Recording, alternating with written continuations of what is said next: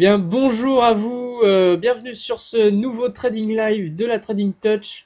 Trading Live qui va en fait être comme d'habitude, j'explique pour ceux qui sont nouveaux.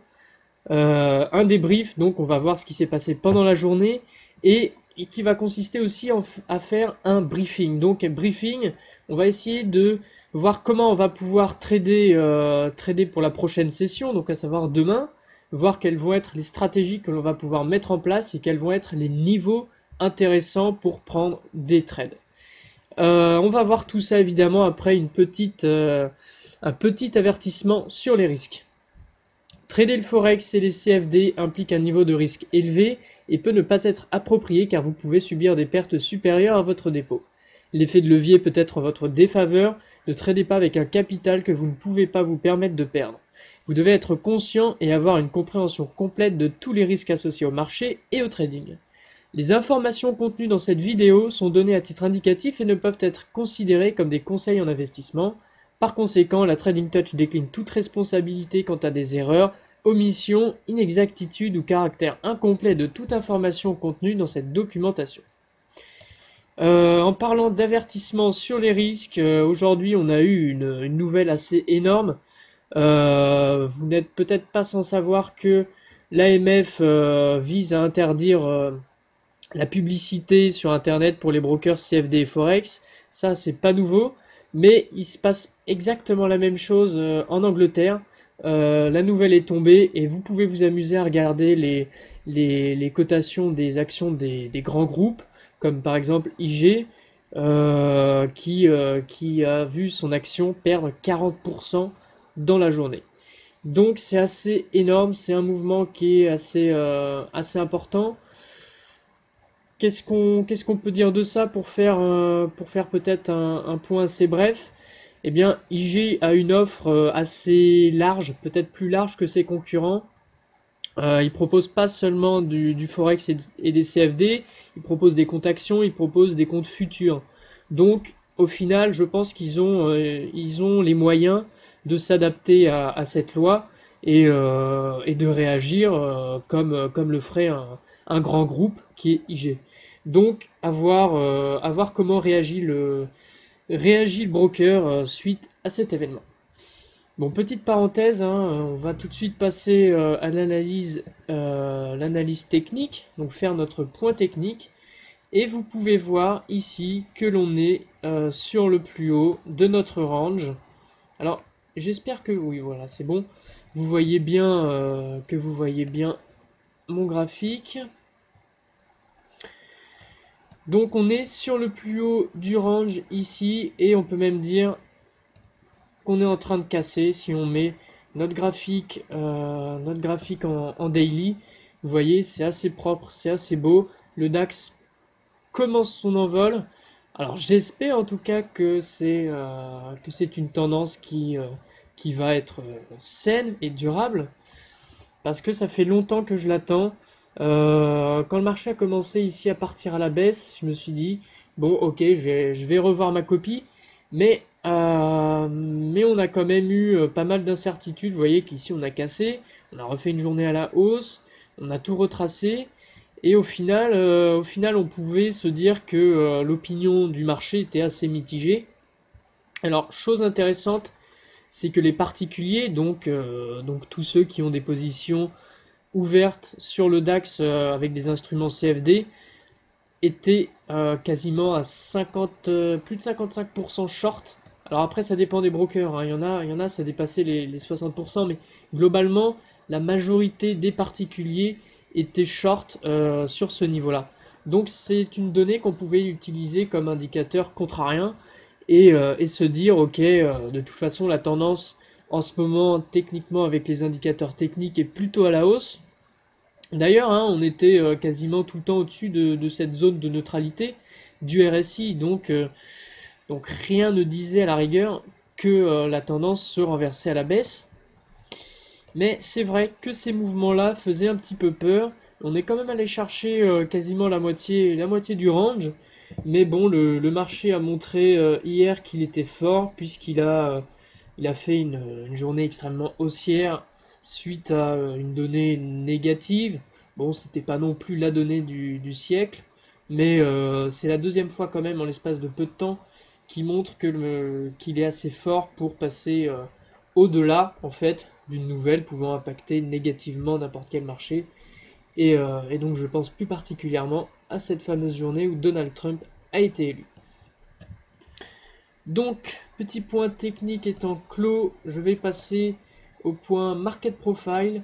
Et vous pouvez voir que les zones que nous avons tracées hier ont été balayées. Voilà, on peut donc les effacer. Et donc on a une journée, on a un beau breakout. On a quand même bien cassé ce range. Alors à quelques points près, hein, c'est vrai, si on reprend notre graphique en daily, et qu'on considère évidemment les plus hauts clôturés donc avec les chandeliers japonais, on voit qu'on a cassé. Hein, on a cassé. Bon, évidemment, on a eu des plus hauts pas très loin, très proches des niveaux actuels, du niveau actuel du DAX. Mais bon, toujours est-il que psychologiquement, là, on est dans une cassure, on est dans le début d'une tendance. Voilà. Alors, on va peut-être, en fait, bon, je vais quand même revenir sur 2-3 détails market profile. Vous voyez, on avait cette zone.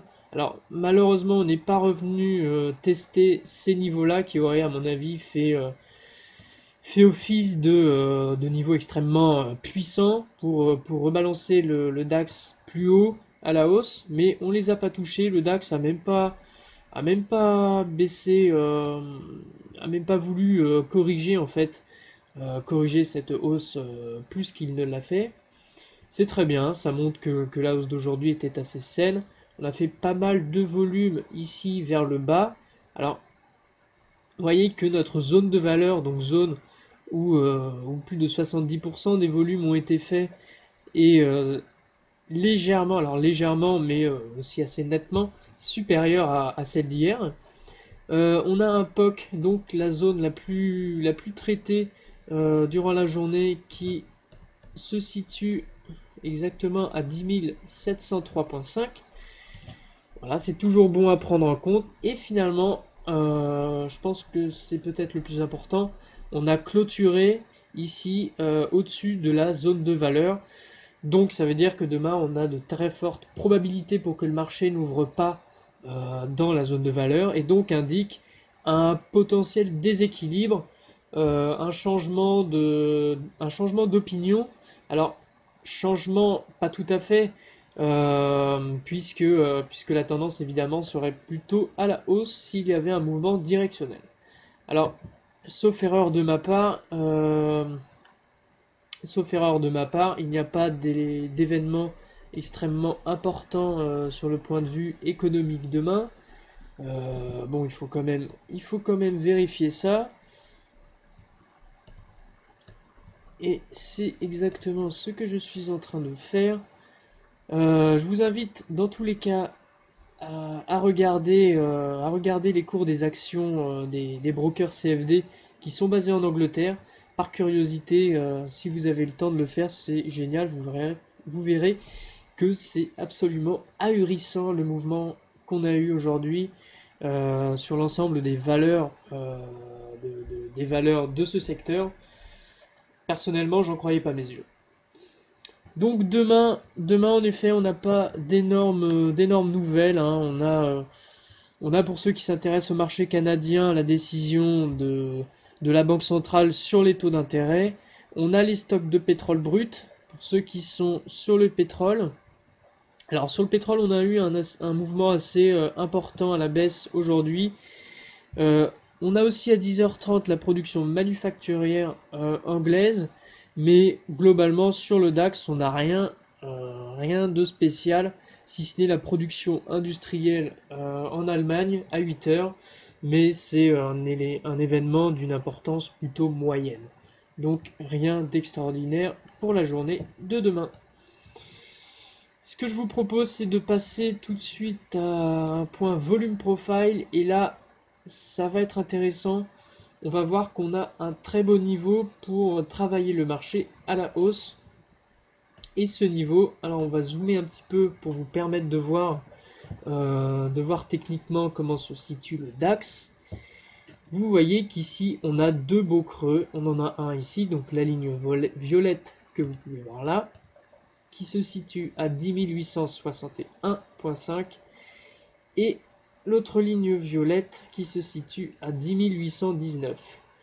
Si vous êtes sur CFD, et ça je le répète à chaque fois, mais ça ne mange pas de pain, c'est pas exactement les mêmes cotations, ça peut varier à quelques points près.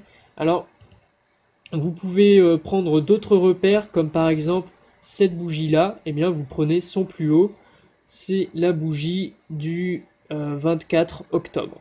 Voilà.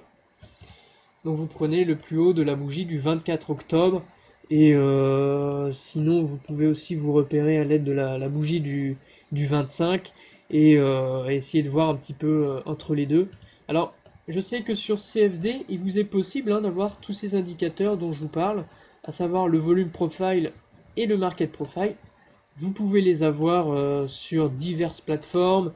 Alors, je ne vais pas citer les noms des brokers, mais il y a un broker assez connu qui a sa propre plateforme qui propose ces indicateurs-là. Alors, c'est à rajouter en plus de la plateforme.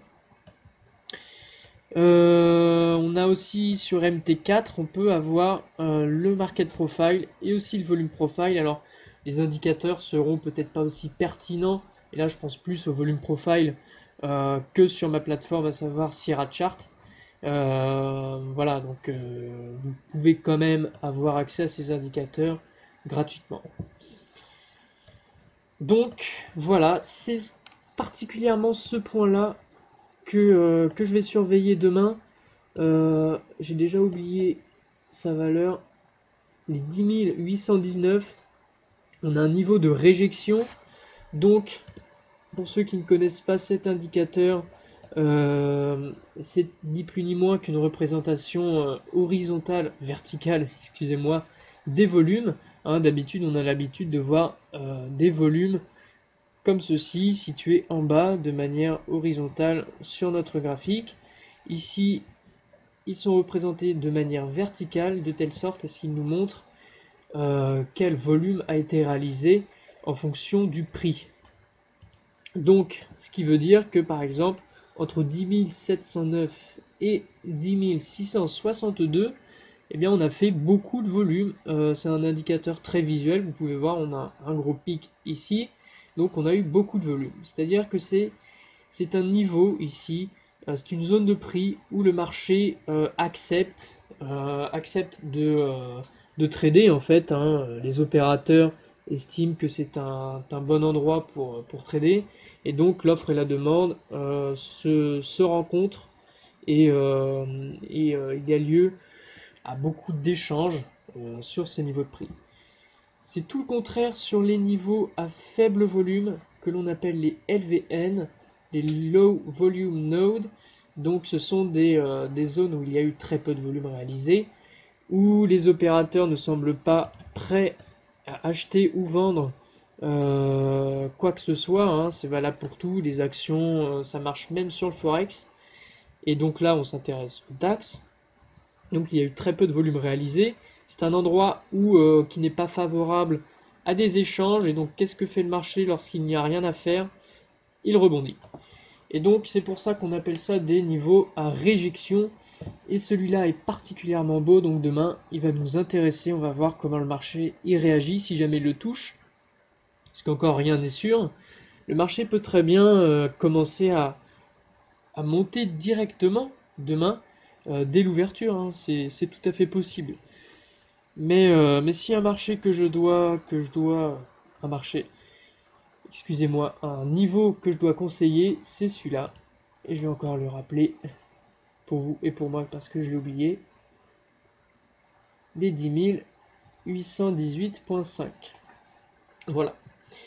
Sinon, comment profiter de la hausse? Vous pouvez aussi mettre votre graphique en données 5 minutes ou alors un quart d'heure, une demi-heure, et voir s'il se produit des patterns de continuation. Donc par exemple des triangles, si on a des boîtes qui se forment et qu'on a des breakouts, eh bien vous pouvez tout à fait profiter de ce mouvement sur le DAX demain. Je vous remercie, je vous invite à aller sur latradingtouch.com, un site où vous pourrez apprendre beaucoup sur le trading, à utiliser divers indicateurs, en passant par le swing trading et le day trading. Et je vous dis à bientôt. Merci.